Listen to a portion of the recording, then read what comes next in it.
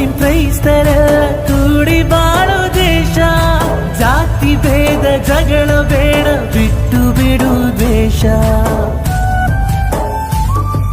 ಬ್ರಿಟಿಷರ ಮುಂದೆ ಅಂದು ಹೋರಾಡಿದ ದೇಶ, ನಮ್ಮೊಳಗೆ ಇರಲೇ ಇಲ್ಲ ಅಂದು ಜಾತಿ ದ್ವೇಷ. ಬಿಡು ಮತಗಳ ಜಗಳ, ಇದೇ ಕೆಲಸವು ಬಹಳ.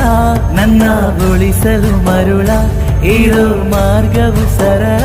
ನನ್ನ